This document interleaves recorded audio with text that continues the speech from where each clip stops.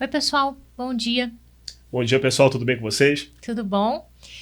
Para quem não me conhece ainda, eu vou me apresentar. Meu nome é Isabela Ferrari, eu sou juíza federal, sou mestre e doutoranda em Direito Público pela UERJ, fui visiting researcher por Harvard nos anos de 2016 a 2017, sou coordenadora acadêmica do Instituto New Law. E a gente está aqui hoje com o Bruno Barata, o Bruno que é nosso cofundador do Instituto e um dos advogados mais destacados em todos os campos, no campo nacional, no campo internacional, que eu conheço. O Bruno, ele é membro do conselho da IBA, a International Bar Association, que é a maior associação de advogados do mundo. A IBA é como se fosse uma OAB das OABs. O Bruno é o único brasileiro na força-tarefa para o futuro dos serviços jurídicos, que a IBA criou exatamente para repensar como que a advocacia vai se reposicionar nesse novo momento de globalização, de mudança tecnológica. E o Bruno é o representante do Brasil no Fórum Legal dos BRICS. E aí a gente vai conversar um pouquinho com o Bruno hoje sobre o futuro da advocacia, sobre o que você, como advogado, deve ter em mente quando estiver se planejando aí para esses próximos 5 anos, para essa próxima década, quando você estiver se preparando para a sua atividade profissional. E aí eu queria começar sabendo do Bruno, assim, Bruno, quando foi que você percebeu que não bastava seguir aquela cartilha que a gente segue na faculdade, que aqueles conhecimentos que a gente aprende na faculdade não iam ser suficientes para o exercício da sua atividade profissional? Bom, primeiramente, obrigado pelo convite para a gente falar aqui, né? Um prazer estar aqui no New Law, né? Como cofundador, é sempre uma alegria participar das atividades que o New Law organiza e falar um pouquinho com vocês sobre a nossa experiência ao longo desses últimos anos, né? Bom, tudo começou, na verdade, assim, a gente vem da graduação normal da faculdade, né, pós-graduação, enfim, sempre aquela dinâmica comum de qualquer advogado, de qualquer profissional jurídico, né, não só o advogado, mas, enfim, qualquer outro profissional.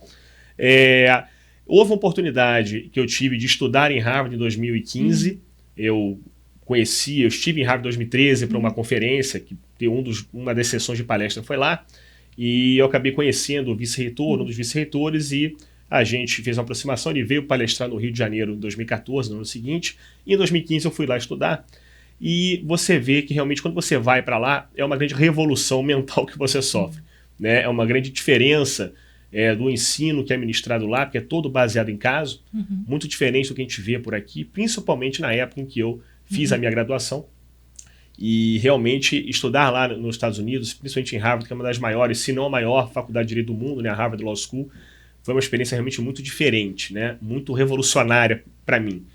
Então, quando eu voltei ao Brasil, quer dizer, eu tive acesso, naquela época, né, uma oportunidade realmente muito única, né, a professores internacionais, professores indianos, quer dizer, na verdade, o mundo acaba se encontrando em Harvard, né? Você sabe bem disso também. Então, a gente tem acesso não só ao ensino norte-americano, mas ao ensino mundial. Então, você tem colegas da China, você tem colegas de classe da Coreia do Sul, Europa, enfim, do mundo inteiro. Era uma turma de aproximadamente uns 40, 50 alunos. E eu era um dos brasileiros, nós éramos 4 brasileiros nessa turma especificamente. E foi ali que eu realmente eu vi e comecei aí a participar muito mais dessa atividade internacional. Hoje em dia se fala muito em globalização da advocacia, né? E é uma das, eu vou até adiantar um pouco, mas um dos temas da nossa disciplina Direito como Negócio, que é uma das disciplinas da pós-graduação do New Law, e que a gente trabalha muito essa parte, como que o advogado brasileiro pode se internacionalizar. Isso não implica em morar fora do país, isso não implica em aumentar os custos da sua atividade profissional, muito pelo contrário. Hoje em dia há diversas ferramentas tecnológicas que permitem reduzir essas fronteiras entre os países, né?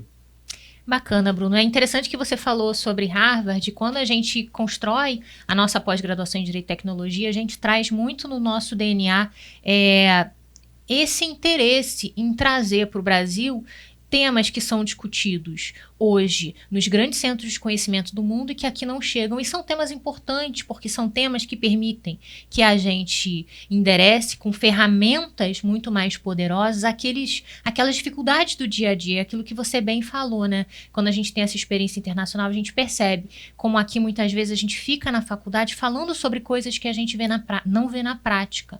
E como lá a gente tem essa preocupação. E no nosso pós-graduação a gente tem uma palestra muito interessante até do vice-reitor de Harvard, que é o David Wilkins, falando exatamente sobre o ensino jurídico no futuro e sobre como o profissional tem que se preparar para esse novo momento. E a gente também tem muitas aulas com professores que estudaram fora, né? A gente tem o Bruno Bodar, a gente tem aulas comigo, a gente tem o Estevão Gomes, a gente tem muita gente que estudou, seja em Harvard, seja em Chicago, e que traz muito desse conhecimento internacional para cá. E a gente também se preocupou em trazer professores de fora, com experiência prática, de outros países também. Pode falar um pouquinho para a gente, Bruno, desses professores? Sim, eu vou falar um pouco especialmente da disciplina de Direito como Negócio, que foi uma disciplina que eu tive o grande honra, o prazer de coordenar. E a gente tentou ali concentrar um espectro mais amplo possível de disciplinas dentro da advocacia, quer dizer, tratar o direito como negócio, como é que a gente transforma o seu escritório de advocacia com conceitos empresariais, respeitando sempre, logicamente, o regulamento da OAB, né? Aquela questão da mercantilização da advocacia e aquelas questões legais que a OAB endereça, e sempre importante frisar que a gente sempre tem que seguir essas normas, mas nós temos que ter realmente uma visão de mercado. Isso é muito importante hoje em dia. Porque senão a gente acaba ficando para trás. A concorrência hoje é muito forte. Nós temos, eu não sei se todos sabem, mas nós temos hoje 1,2 milhão de advogados no Brasil. Um número muito grande. Se eu não me engano, nós somos um advogado para cada 176 habitantes. Então, tem que ter muito problema para ocupar todo esse corpo, né? Isso no Brasil advogados. inteiro. Então, vocês imaginam a dificuldade que é o mercado. É um mercado de muita concorrência e realmente é um mercado agressivo. E a gente tem que se preparar para competir nesse mercado, né, de uma forma saudável, de uma forma inteligente, e que a gente consiga realmente ter o nosso nicho de mercado e trabalhar bem. Então, nessa nossa disciplina, a gente conseguiu reunir alguns especialistas, né? O New Law é muito mais do que essa disciplina. Então, tem o David Wilkins, que é o vice-reitor de Harvard, por exemplo. Tem uma série de outros profissionais, professores de Columbia, do MIT, enfim. Esses são alguns exemplos que realmente o nosso grande objetivo foi trazer o mundo para o Brasil. Então, realmente é um modelo de ensino totalmente revolucionário, diferente, em que você tem a oportunidade de aprender com que você não tem essa condição, né? Então, viajar para o MIT, fazer um curso no MIT é extremamente caro, difícil, você não tem tempo para ficar um ano fora. A gente conseguiu, então, fazer o inverso. Então, a gente trouxe o professor para cá para que você possa ter esse ensino.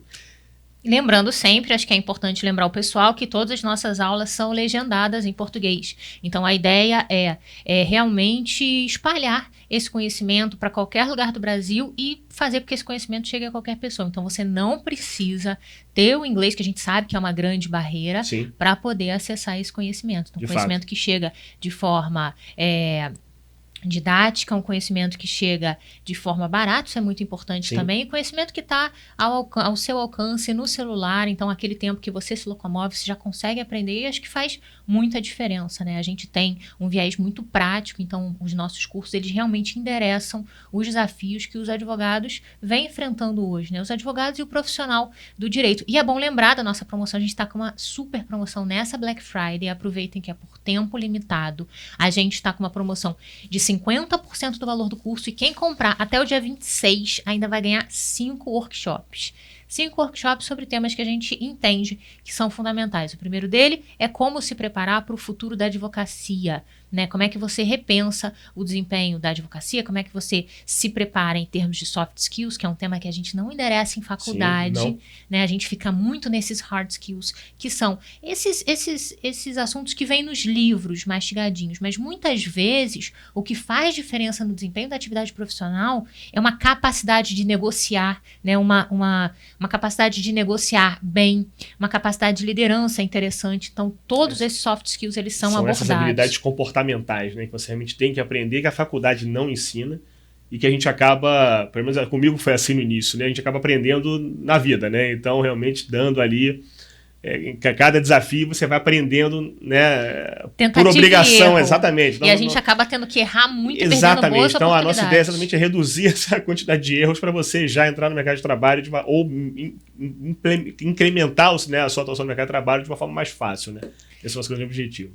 É verdade. A gente também vai ter um workshop sobre justiça digital, como que a tecnologia vai moldar a prestação do serviço jurisdicional e como isso vai afetar o profissional do direito. A gente entende que esse é um tema fundamental, porque a justiça já está mudando, existem vários projetos para a mudança da justiça que vem da cúpula.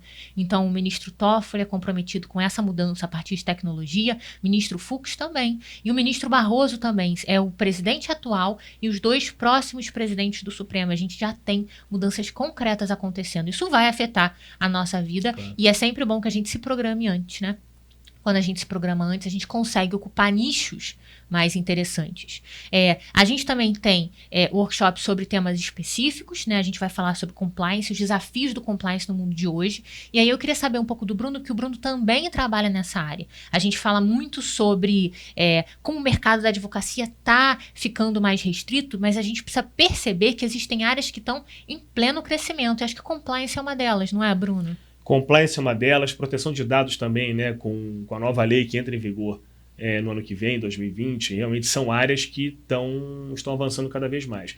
Compliance, a gente não falava muito de compliance antes de 2014, por exemplo. Então, essa questão toda da Operação Lava Jato, as operações correlatas, né, da Polícia Federal e as investigações e processos, enfim, isso aumentou muito a procura pela elaboração de programas de compliance realmente efetivos pelas empresas, né? Então, o que a gente vê hoje teve um boom muito grande em 2015, 2016, e, enfim, só que isso não acaba nunca. Porque, na verdade, novas empresas também são criadas agora, precisam de um programa de compliance. Muitas negociações agora contratuais envolvem a obrigatoriedade de se ter programas de compliance, legislações também para você participar agora de licitação, às vezes tem que precisar de programas de compliance. Então, o programa de compliance hoje é uma realidade, que as empresas ainda entendem, infelizmente, como gasto e não como um benefício, quer dizer, como uma necessidade. Mas eu acho que isso vem mudando aos poucos e a legislação ela vem também auxiliando nesse sentido.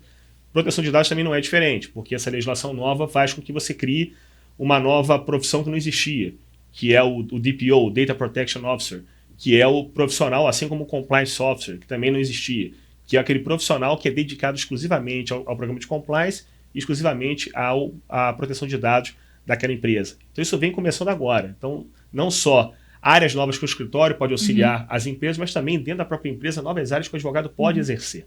E é interessante porque você falou sobre LGPD e um dos temas do nosso workshop vai ser exatamente isso. A gente vai falar sobre como adequar os negócios à LGPD, que é também um assunto que está deixando muita gente muito preocupada. Sim. E está gerando uma demanda muito grande dos advogados e dos escritórios. E uma coisa que eu sempre falo quando eu endereço esse tipo de assunto, né, essas novidades que vêm aí na esteira da tecnologia e essas novas demandas, é o seguinte: é muito interessante focar nessas áreas. Porque quando a gente se você por exemplo, se você pretendesse ser um advogado criminalista, né, que atuasse em júri, né, se você está começando agora, você não tem como competir com um advogado que já fez 100 júris, 150 júris, que tem 40 anos de experiência. Mas se a LGPD é tão nova e se a gente tem novas dimensões de compliance, você se preparando de forma adequada, você consegue estar ali competindo e muitas vezes está numa posição privilegiada, né, em relação a quem já está no mercado. Então é muito interessante, né?